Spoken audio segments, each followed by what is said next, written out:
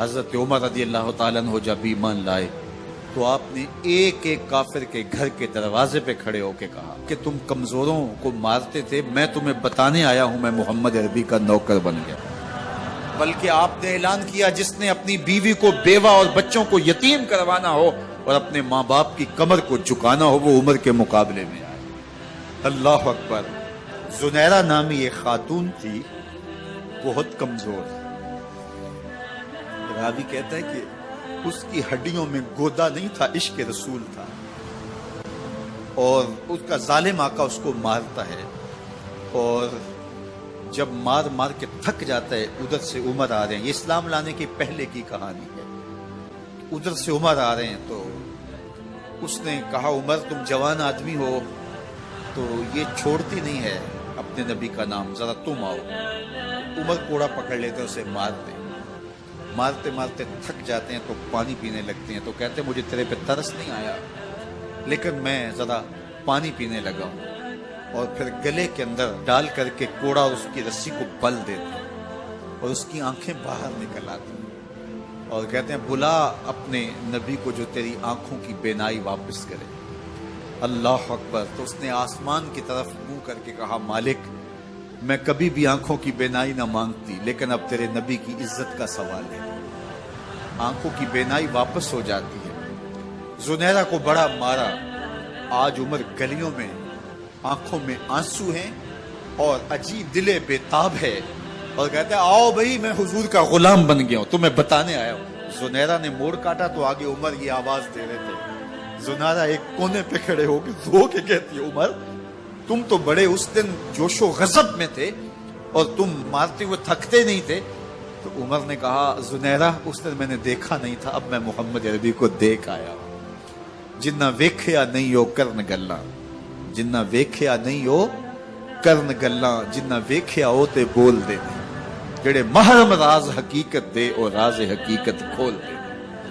تو حضرت عمر رضی اللہ تعالیٰ عنہ ایمان لائے۔ حضرت عبداللہ ابن مسعود رضی اللہ تعالیٰ عنہ فرماتے ہیں کہ حضرت عمر کا ایمان لانا مسلمانوں کے لیے عزت کا سبب تھا، ان کا ہجرت کرنا مسلمانوں کی نصرت تھی اور ان کی خلافت مسلمانوں کے لیے رحمت تھی۔ حضرت عمر رضی اللہ تعالی عنہ وہ ہیں کہ میرے حضور نے فرمایا لوگوں جب نیک لوگوں کا ذکر کرو تو میرے عمر کا تذکرہ ضرور کیا کرو۔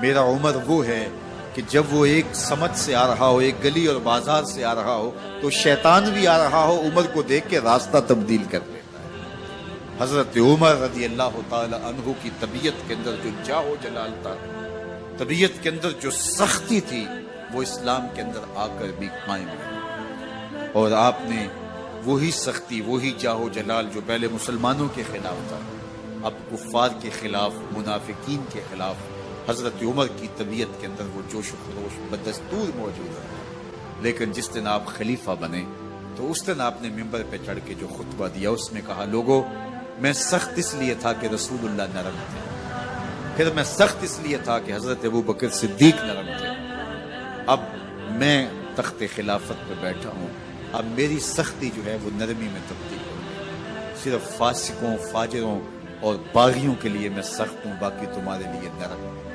سب سے کم جو تنخواہ بیت المال سے اگر کسی وجود نے لی ہے تو وہ حضرت عمر رضی اللہ تعالیٰ عنہ صرف 2 جوڑے لیتے تھے سال میں، اور راوی کہتا ہے کہ میں نے دیکھا ہے کہ اس میں بھی 17 پیوند لگے ہوتے تھے۔ حضرت عمر رضی اللہ تعالیٰ عنہ کا طرز زندگی، آپ کا انداز معاشرت اور آپ کا انداز خلافت، ہر لمحہ آپ کی زندگی کا اٹھا کے دیکھیے کتنی مرتبہ قرآن حضرت عمر کی رائے کے مطابق نازل ہے۔ اللہ تعالیٰ جل شانہ نے ان کو صاحب الہام بنایا تھا۔ ہر امت میں کوئی صاحب الہام ہوتا ہے، حضور کی امت کا صاحب الہام حضرت عمر رضی اللہ تعالیٰ، اور آقا کریم نے انہیں اپنا وزیر قرار دیا۔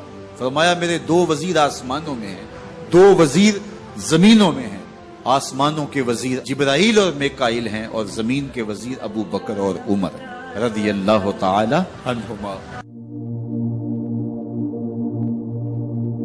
ایک دن حضرت عمر بیٹھ کے رو رہے تھے تو کسی نے کہا حضرت رو کیوں رہے ہیں؟ فرمایا کہ میں اس لیے رو رہا ہوں کہ فلاں پل سے بکریاں گزری ہیں، تو پل کے اندر شکستگی تھی، ٹوٹا ہوا تھا پل درمیان میں، اس میں ایک بکری کی ٹانگ ٹوٹ گئی ہے۔ تو میں ڈرتا ہوں کہ میرا رب یہ نہ پوچھے کہ عمر تو نے پل صحیح تعمیر نہیں کروائے تھے کہ ایک بکری کی ٹانگ کیوں ٹوٹی ہے۔ یہ ہیں حضرت عمر رضی اللہ تعالی عنہ۔ اللہ اکبر۔ تو اللہ تعالیٰ جل شانہ نے حضرت سیدنا عمر بن خطاب رضی اللہ تعالیٰ عنہ سے جو کام لیا، مختصر دور خلافت کے اندر 10 سال 6 ماہ 4 دن آپ نے خلافت فرمائی ہے، لیکن کہاں سے چلے اور یہاں مکران تک، بلوچستان کا حصہ ہے، یہاں تک آپ کے سلطنت کی حدود وسیع، ادھر آرمینیا تک جا پہنچے، حمص فتح کیا، قادسیہ، یرموک۔ آپ ذرا دیکھیے کہ کہاں تک آپ کی فوجوں کے گھوڑے دوڑتے رہے، اور اللہ تعالیٰ جل شانہ نے ان کو جو توانائی، عدل و انصاف کی قوت عطا فرمائی۔ اللہ اکبر۔ جب زمین پہ عدل کیا ہو تو زمین بھی حکم مانتی ہے، اور حضرت عمر وہ تھے جن کا حکم ہوائیں بھی مانتی تھی، زمین بھی مانتی تھی، جن کا حکم جو ہے وہ آگ بھی تسلیم کرتی تھی اور دریا بھی ان کا حکم مانا کرتے تھے۔ مصر کے اندر یہ رسمیں بد جاری تھی کہ سال کے بعد ایک دوشیزہ کو زیورات پہنا کے اچھے لباس میں ملبوس کر کے دریا کی بھیڑ چڑھایا جاتا، اس کی قربانی دی جاتی، اس کا خون بہتا تو دریا چلتا۔ جب مسلمانوں نے مصر فتح کیا تو گورنر نے لکھا کہ اسلام تو اس طرح کی رسوم کی اجازت نہیں دیتا، لیکن خشک سالی ہے، لوگوں کی فصلیں ویران پڑی ہے، تو حضرت کیا کیا جائے؟ تو حضرت عمر رضی اللہ تعالیٰ عنہ کاغذ کے ٹکڑے پہ لکھتے ہیں بسم اللہ الرحمن الرحیم، مصر کے نیل کی جانب عمر کا خط لکھتے ہیں، اے نیل اگر تو اللہ کے حکم سے چلا کرتا ہے تو چل، ورنہ ہمیں تیرے چلنے کی کوئی حاجت نہیں ہے۔ اور قاصد کو کہا یہ خط لے جاؤ اور جا کے دریائے نیل میں پھینک دو۔ قاصد جا کے خط دریائے نیل میں پھینک دیتا ہے، پانی آتا ہے، ایسا دریائے نیل چلا 14 صدیاں ہوئی ہیں آج تک کبھی بند ہی نہیں ہوا۔ دریا حکم مانتے، آگ نکلتی ہے، لوگ حضرت عمر رضی اللہ تعالی عنہ کے پاس آئے، حضرت لاوا پھوٹا ہے، آگ نکل رہی ہے اور مدینے کی طرف بڑھ رہی ہے، اب کیا کیا جائے؟ فائر بریگیڈ تو زمانے میں تھی نہیں۔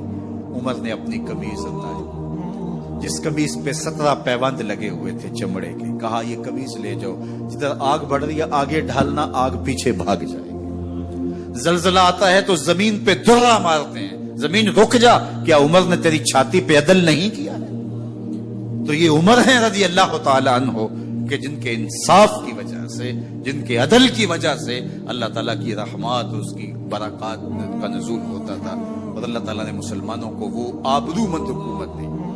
کائنات کی تاریخ کے اندر ایسی حکومت آپ نے نہیں دیکھی ہوگی جو حضرت عمر نے حکومت کی ہے۔ اللہ اکبر۔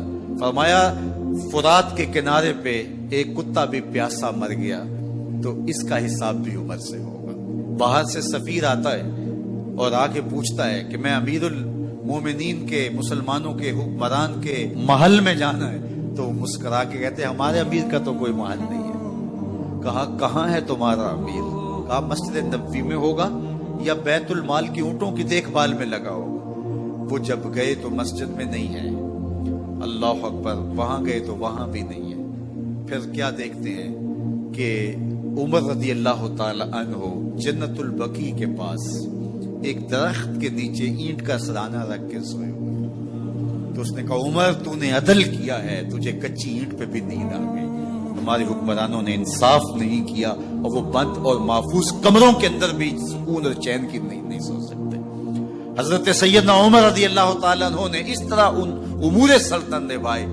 آپ دن کو لوگوں کی دیکھ بھالی کرتے، لوگوں کی ضروریات سنتے سمجھتے، اور جب رات پڑتی لوگ سو جاتے، عمر مدینے کی گلیوں میں پہرا دیتے۔ کائنات نے کوئی ایسا بھی حکمران دیکھا ہوگا؟ اللہ اکبر۔ وہ مجاہد جو مختلف محاذات پہ گئے ہوئے ہوتے، ان کے گھروں کی دیکھ بھالی کرتے، ان کی ضروریات کا خیال رکھتے، ان کی آبرو کا پہرا دیتے۔ راتوں کی تنہائیوں کے اندر حضرت عمر اٹھتے اور جا کے گشت کرتے، چکر لگاتے، دیکھتے کوئی آنکھ پر نم نہ ہو، مفلسی کا کسی گھر میں ماتم نہ ہو۔